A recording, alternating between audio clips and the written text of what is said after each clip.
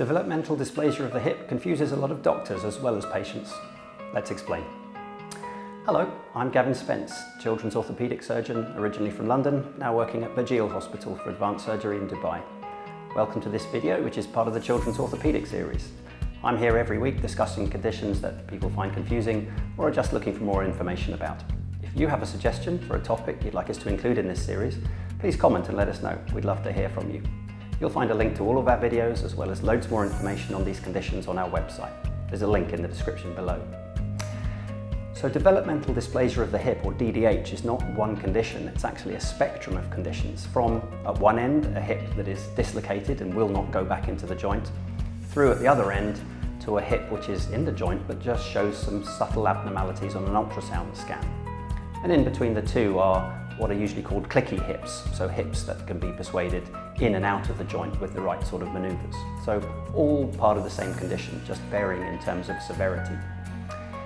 It's an important condition to diagnose because the concern is, left untreated, the hip may remain or may become dislocated, with the result that the child walks with a leg that is short, limping, and there's also concern that the hip may become arthritic at a relatively early age.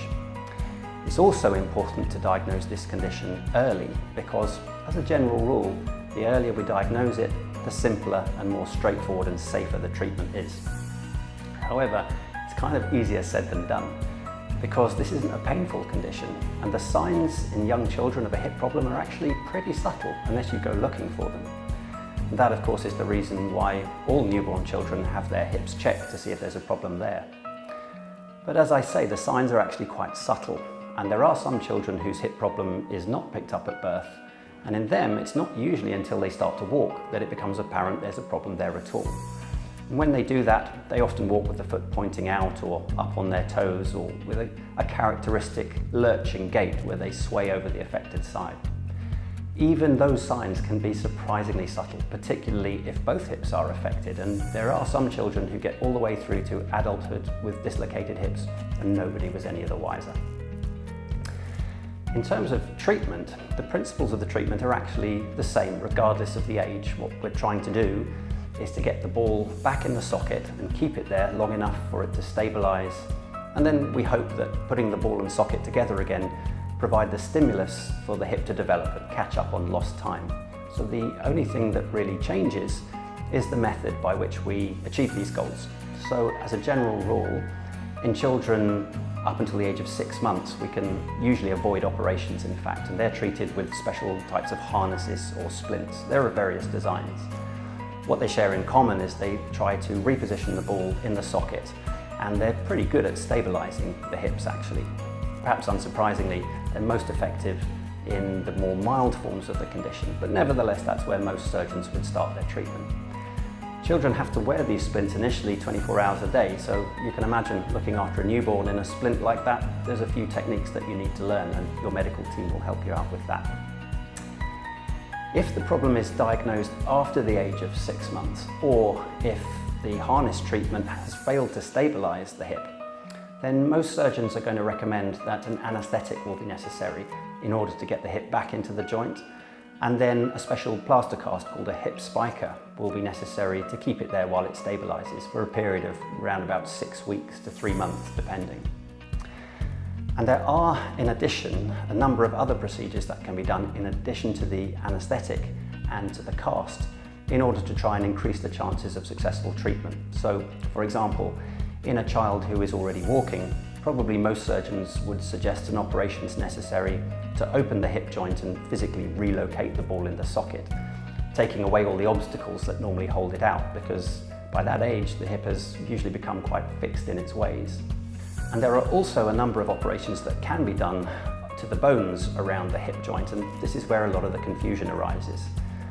Because the fact is there are actually lots of different successful ways of treating developmental dysplasia of the hip. So what a surgeon will recommend will depend partly on the age of the child, partly on the nature of the hip problem that they have, but also, crucially, on their individual training and experience and what tends to work in their hands. So just because two different surgeons give a different opinion about treating the same hip doesn't necessarily mean that one of them is right and one of them is wrong. it probably means that they're just suggesting different routes to end up at the same destination. Actually, if you think about it, if you're putting up a set of shelves, there are lots of ways you can do that. Different tools, different order of doing things, different ways of measuring and so on. It doesn't really matter, provided the job is done well and you end up with a good result at the end of it. So what is a good result in developmental dysplasia of the hip? Well, in the short and the medium term, we're aiming for a hip that is pain-free, mobile, functional, allows the child to do everything they need to do, and legs the same length. In the long term, with the exception of those babies treated in harnesses that I mentioned, there will always be signs on the X-ray that this hip had a bad start in life, and therefore there's always concerns that arthritis may develop in the hip. But actually, with successful treatment for DDH, we can normally push any development of arthritis way into adult life when it can be appropriately treated if necessary. So those are a few thoughts on developmental dysplasia of the hip, and that's all for this week.